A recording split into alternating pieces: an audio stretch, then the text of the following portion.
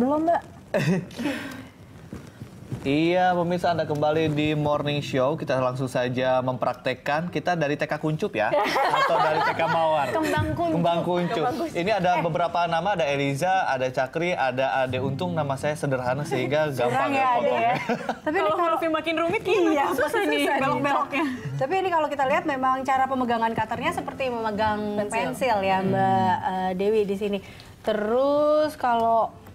Iya. Karena ibaratnya kalau misalnya orang ngelukis dengan kuas, kalau kita lagi menggambar dengan cutter. Jadi memegang cutternya pun seperti lagi megang pensil. Lagi memegang alat tulis seperti itu ya. Oke. Nah, Kenapa kertas, Mbak? Kenapa nggak? Kan banyak juga bahan-bahan lain. Ada orang yang sudah mulai dipakai styrofoam, ada yang dengan melukis dengan api, ada juga. Kenapa dengan kertas? Dengan pasir juga ada ya. Dengan pasir juga ada.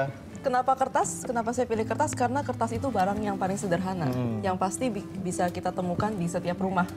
Jadi di sinilah saya ingin membuktikan ke masyarakat kalau dengan barang yang sangat sederhana ini, kita dengan sentuhan kreativitas kita bisa mengolah ini menjadi barang yang bernilai tinggi. Biasanya ketika ada customer datang ke Mbak Dewi minta dibikinkan khusus dengan kertas, itu alasannya apa, Mbak? Mungkin karena saya udah banyak berkarya di sini ya, jadi unik mereka juga melihat kali ini. karena udah banyak juga yang mesen ini untuk jadikan kado, mungkin dari sana referensi. Jadi akhirnya. Ini abis ini lapar yakin, Semuanya berujung lapar. Iya, memang lebih gampang pakai cutter atau pakai gunting sih, Mbak? Saya gemes deh. Apa karena cutter ini mungkin jauh akan lebih rapih kali dibanding sama gunting atau seperti apa sih? Karena sebenarnya pas waktu pertama kali saya mencoba paper cutting ini, saya cobanya pakai gunting. Oke. Tapi akhirnya ada bagian-bagian yang tidak terjangkau. Tidak detail. Nggak bisa ngejangkau bagian yang kecil-kecil itu nggak bisa terjangkau dengan gunting. Akhirnya saya selesaikan dengan cutter. Akhirnya sejak karya kedua dan seterusnya semuanya pakai cutter. Oke. Project yang paling rumit yang pernah dikerjakan dan paling besar mungkin dalam sejarah Mbak Dewi dan menekuni ini apa? Kalau misalnya project saya bagi dua ya. Jadi satu yang paling besar sama satu yang paling penting. Yang paling penting apa? Dan yang paling besar apa? Dan yang paling rumit apa? Yang paling besar dan yang paling rumit itu yang waktu itu saya pernah bikin lukisan perjamuannya Yesus waktu Last Supper. Perjamuan Kudus. Perjamuan Kudus dari lukisan Last Supper. Lalu itu panjangnya sekitar 1 meter. Wow. Iya, itu malah saya pakai detail-detail. Iya, semua detailnya. Jadi mulai dari detail orangnya ada 12 ya, 12 per 1 jadi 13 muka gitu. Lalu ada backgroundnya juga. Backgroundnya ada ukir-ukiran dari lukisan aslinya. Itu diselesaikan kurang lebih 3 bulan. 3 bulan? Itu 3 ada bulan. orang yang pesan atau memang Mbak Dewi ingin memecahkan rekor sendiri? Ada yang pesan kebetulan. pesan. Kebetulan orangnya juga tantang saya, lu bisa nggak bikin ini? Oh. Nah ini kita dapat tantangan bikin nama sendiri aja. Saya hurufnya ternyata susah, jadi saya huruf yang lurus-lurus aja dulu. Jangan kan yang lurus, saya yang E aja udah kayak nggak asimetris saat ini ya kan. Nah, ini di depan kita, ini kan yang ya sederhananya ya. Nah, ini di depan kita juga ada satu kayak karyanya Mbak Dewi juga yang wow. Ini karya apa ya nih, Mbak? Ini tulisan Fu. Fu itu tulisan Cina ini dibacanya Fu, yang artinya good fortune. Oke. Jadi dalam satu paper cutting ini ada 100 huruf Fu yang melambangkan 100 good fortune. Oke. Gitu. Biasanya orang-orang dari keturunan biasanya menyukai ini buat dipajang di rumahnya untuk mendatangkan keuntungan yang banyak di rumahnya. Saya mau dong. Tapi tadi kan Mbak Dewi cerita tuh yang paling berkesan adalah membuat tadi gambar Itu yang besar, kan. katanya. Nah, kalau yang paling sulit itu apa? Yang paling sulit dan waktu itu yang paling bikin deg-degan juga. Dia deg-degan itu yang paling kita Karena waktu itu saya dipercaya untuk membuatkan kado kepada Pak SBY. Waktu tahun lalu beliau ulang tahun. Ketika waktu itu juga beliau masih menjabat sebagai presiden kita. Nah ya itu, jadi saya buatin harus kado. mirip mukanya. Iya, satu harus mirip, harus bagus juga. Oke. Jangan-jangan ntar mukanya mirip Emang beda-beda tipis sama Pak SBY. Lalu beliau kan juga berasal dari Pacitan ya, jadi saya juga harus memasukkan unsur budaya Pacitan itu. Oke. Nah, tadi Mbak Dewi juga sempat menyebut ada kalau misalnya handmade dan yang one of a kind. Nah, ini saya tadi ngelirik-ngelirik ada sertifikat. Ini kelengkapan kalau misalnya kita memesan dari Mbak Dewi sendiri untuk karakteristik. Ini apa? sertifikat seperti apa? Jadi nomor ini, jadi di masing-masing karya Biar ini aku pegang. akan ada nomor uniknya. Oh ini ya nomor 200 ini. Yang dipotong di masing-masing kertas untuk menandakan kalau karya ini dibuat murni dengan tangan, bukan pekerjaan mesin. Oke. Oh. Berarti ini udah dan ini nomor adalah 200 karya yang ke-200 yang Betul. dilakukan yang dibuat oleh Mbak Dewi ya. Yang waktu batik itu. yang putih yang tadi itu Yang adalah ini karya ya? ke-200 betul. Yang ini. Nah ini berarti satu-satunya nih ya? Satu-satunya. Satu-satunya. Oke. Mbak Dewi, Lagi yang mau bikin juga ribet kan? mau niru-niru juga. Mbak Dewi, bagaimana sih Mbak Dewi melihat masyarakat Indonesia sekarang yaitu menghargai produk handmade, terutama hal-hal yang seperti ini?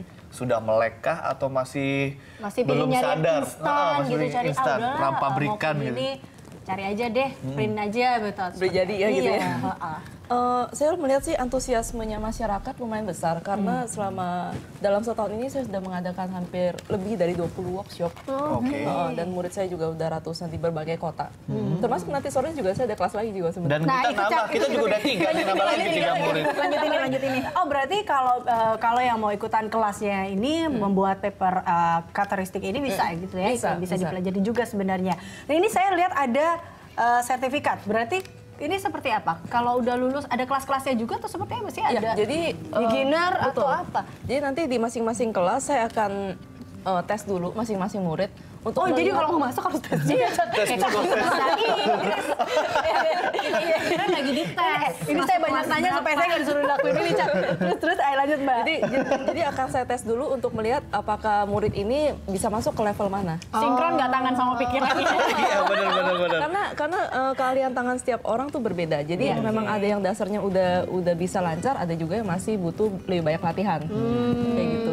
Jadi tergantung dari awalnya dulu ya, dia masuk beginner atau advance atau Betul. seperti itu. Jadi makanya di sertifikat ini juga nanti akan saya cantumkan dia tuh masuk level berapa dari ke berapa. Jadi ada berapa level? Kalau workshop biasanya saya sediakan tergantung barangnya nanti akan dibikin, biasanya antara 4 sampai 5 level. Oh, Oke. 4 sampai 5 level. Sekarang kan Mbak Dewi Oke. udah ngajarin banyak orang. Nah, dulunya Mbak Dewi belajar dari mana? Otodidak atau Otodidak. kah? Apa dari Otodidak Tiongkok? langsung sendiri. Enggak, belajar sendiri. Bukan belajar sih, tepatnya sih saya bisa sendiri mungkin karena dulu saya kuliahnya arsitek. Oke. Jadi udah biasa pegang cutter buat motong-motong maket. Oh, oke. Saya juga suka megang-megang Saya cutter buat tantangin Mbak buka Dewi. amplop. Saya tantangin Mbak Dewi deh bikin kayak ginian tapi buat bangunan gitu, konstruksi bangunan. Ayo. Tadi bikin apa? Itu udah sering. udah sering, Waktu iya. zamannya dulu kuliah kan kerjanya bikin Tapi dari begituan. kertas begini. Dulu malah dari karton kan. Oh, saya terlambat deh Dari nantangnya. kartonnya.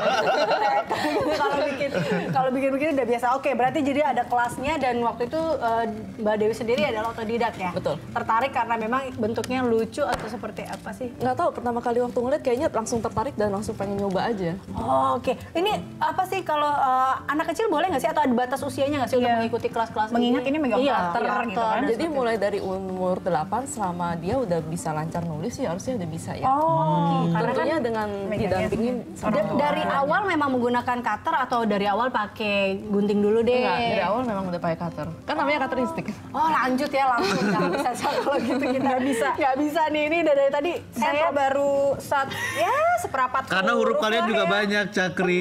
Saya cuma 3. Oke. Selain workshop juga saya ada kasih tutorial di website. Jadi mereka bisa lihat tutorialnya di YouTube juga. Di YouTube juga ada? Jadi Oke. untuk gimana sih caranya memotong dengan hasil Baik. yang rapi dan bersih. Oke. Benar. Oke. Oke, ada obsesi besar nggak? Ada project besar atau mungkin ada harapan-harapan besar, mimpi-mimpi besar di dunia ini ke depannya? Mimpi besar sih, sebenarnya waktu awalnya tuh saya ngimpi gimana caranya supaya semua orang bisa punya karakteristik. Mbak Deo, Ini udah punya. Mbak Deo ini kira-kira tipsnya nih kan kalau saya Cakri dan Ade kalau Mbak Saya bisa. coba saya lihat. Ade kok putus sih deh. Nah ini tipsnya bagaimana sih supaya rapi? Karena kan walaupun sudah digaris-garis, walaupun sudah dibentuk sedemikian rupa, tapi ternyata tetap aja pada saat kita ya menggarisnya itu dengan cutter tetap aja miring gitu kan. Terus belum Bengkok-bengkok. lagi Guratannya nanti- juga susah ya. Betul, belum lagi nanti ini abu-abunya masih kelihatan juga seperti itu.